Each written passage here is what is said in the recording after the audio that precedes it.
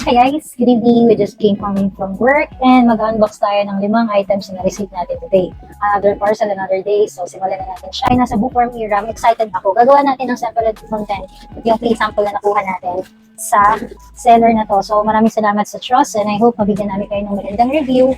And sana makonsider nyo rin ito na part ng inyong mga gift ideas this coming holiday.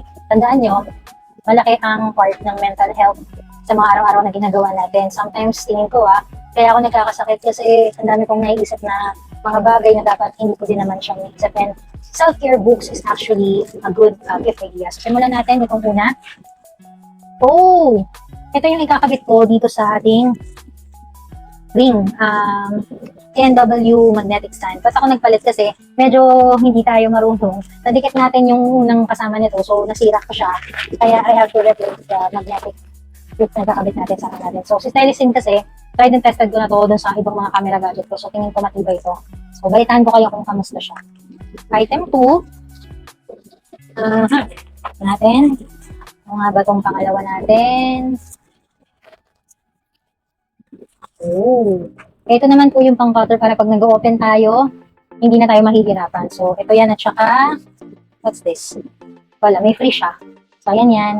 Pag kailangan nyo to, basta na maganda siya. Next, this one. Ano kaya ito? Ooh! Oh my God. Ito yung para doon sa ito-turn natin na area na magiging production area natin. So ito siya. Mouse pad na malaki. So yung may area kasi ako doon, picturean ko mamaya, lagay ko dito sa video. Tingnan natin kung paano natin i-utilize yung space para maging prod area natin siya. Next naman, ito. What's this? Oh, ito na yung book na nagtiwala sa atin at binigyan tayo ng free sample. So, this book is called 13 Reasons to Stay. Liham ng mga muntik sumuko. So, self-help book siya. Para to sa mga tao na medyo may pinagdadaanan. And paano nga ba natin haharapin siya? Pwedeng ikaw is wala, pero maganda rin na maging handa kung paano natin mas gagalingan yung coping mechanism natin.